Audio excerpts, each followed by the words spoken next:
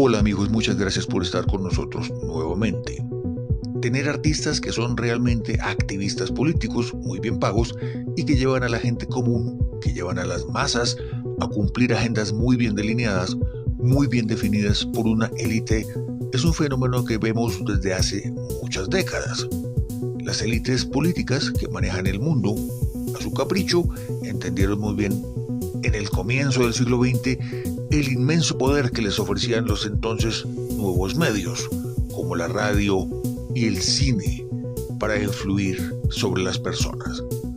En la imagen vemos a James Stewart llamando a sus conciudadanos a enlistarse para apoyar el esfuerzo de su país en la Segunda Guerra Mundial.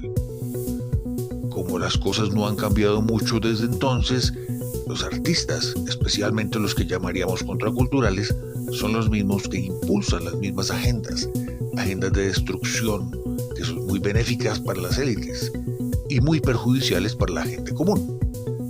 Porque, por ejemplo, en definitiva, ¿qué es la ONU? No son unos ángeles de Dios, es la misma corrupción que ves en tu barrio, en tu localidad, en tu ciudad, en tu país, cualquiera que éste sea en Hispanoamérica o en cualquier país del mundo. Pero esta corrupción es una corrupción amplificada a escalas inimaginables, en búsqueda de lo mismo: esclavitud del ciudadano común y bolsillos llenos para los políticos y los grandes empresarios enchufados al proyecto ONU.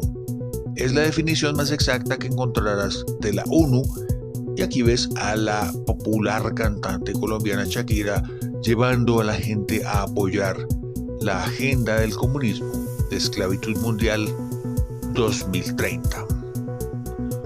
Por otro lado, en una reciente entrevista de Jorge Ramos, el famoso grupo de rock alternativo colombiano Aterciopelados aparece muy arrepentido de haber votado por Petro y de haber apoyado a Petro.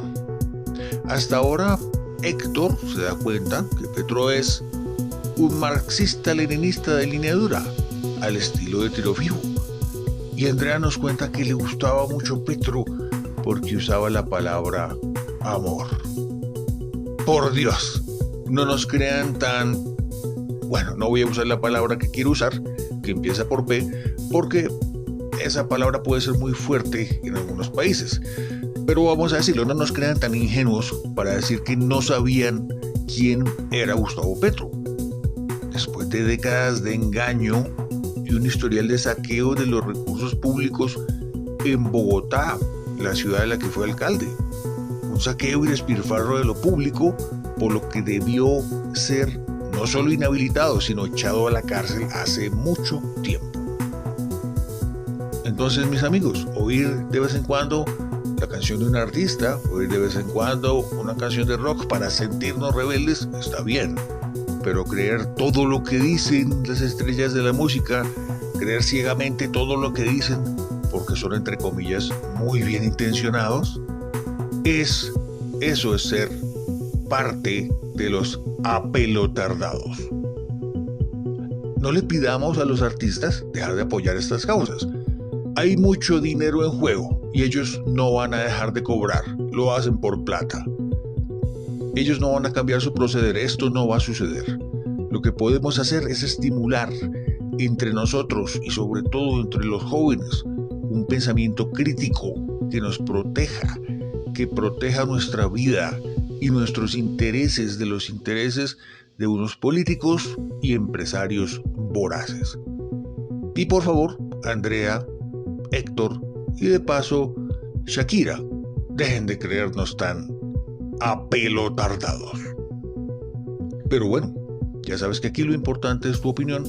No dejes de compartirla, activar la campanita de las notificaciones, suscribirte y compartir masivamente. Nos vemos en la próxima. Quizás me preguntes si se arrepienten de haberse ligado con un político. Podrían haberse quedado de una forma más independiente. Pero no nos ligamos tampoco, porque tocamos. Pero no, por ahí, ¿no cantaron un tema con él? Sí. Ya. Yo hasta bailé con la esposa. Ok. Pero igual por eso nosotros, quizás la pregunta es si se arrepienten de eso.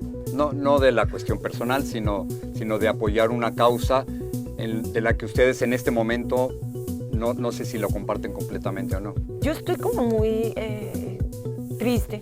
¿Ah, triste, sí, porque como que al final como que todos se parecen, ¿sabes? Entonces uno pone su corazón en que todo va a cambiar, en que alguien da un discurso sobre el amor y uno dice, por fin hay algo que resuena con lo que yo siento.